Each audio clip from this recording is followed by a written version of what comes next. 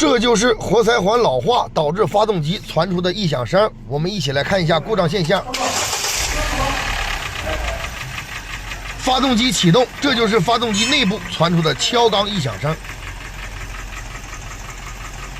今天我就来告诉老铁们，像这种发动机传出的异响声，咱们千万不要做大修，更换缸筒活塞4倍套。下面就是维修讲解的全过程。首先，我们将发动机给它拆下来。此台车不但传出发动机敲缸的异响声，而且伴随着烧机油非常的严重。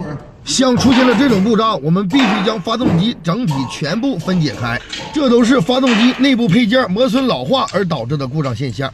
保养不到位，更换了假机油，发动机内部的油道眼堵塞，也会导致正时链条出现了松散的现象。等等一系列的故障，让此台车的车主修车差点走了弯路。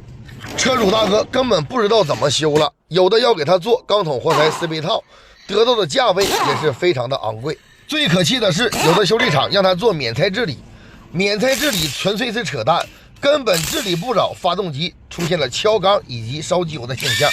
做免拆治理的都是纯花大头钱，交智商税。免拆治理烧机油的坑害了多少车主啊！像这种发动机的故障，就是发动机内部的配件磨损老化以及积碳过多导致的发动机出现的敲缸式的异响声。由于发动机公里数过大，以及之前保养不到位，加了假机油，发动机内部都会产生大量的油泥和积碳。发动机出现敲缸异响声，都是发动机内部的油道眼堵塞产生的供油不足，所以才导致敲缸异响。最正确的维修方案就是将发动机内部所有的配件进行清洗一遍，内部的油道眼堵塞了，我们必须像这样给它清洗的干干净净的。发动机干净了，内部供油好了，发动机自然而然就不会出现任何故障现象。我这种维修方法根本无需更换4倍套，这种维修方法非常的实用，就相当于给发动机做了一个大保健一样。说白了就是将发动机里外给它重新搓个澡。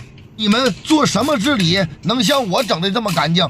下面最关键的一步，解决发动机敲缸异响以及烧机油的问题，我们就给它更换一组改进的加大活塞环。这种是特制的活塞环，有了它，我们无需更换缸筒跟活塞。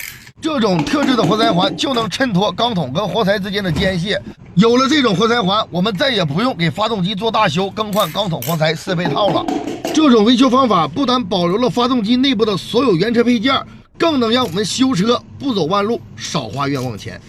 在这里就提醒老铁们，发动机是车上最关键的部件，我们在维修的时候千万不要乱修，一定要找准家。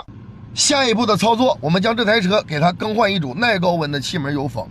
耐高温的气门油封装到车上用个10年不带有任何问题的。普通的气门油封装到车上3年到2年就是一个老化期，这种油封装到车上10年不会出现任何问题。如果你们的发动机也出现了这种现象，那么你们都像我这么修。我的维修理念就是以修为主，尽量不换。说我为老铁们省的钱，你们回家买点肉包点饺子吃，它不香吗？何苦多花呀，冤枉钱。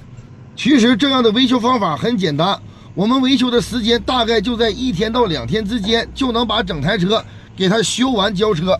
这种维修的质量老铁们也看见了，修完的发动机跟新发动机没有区别，就是这么一步步非常熟练的操作。每一天我们都在维修发动机，如果老铁们有发动机的故障，那么你随时都可以来咨询我。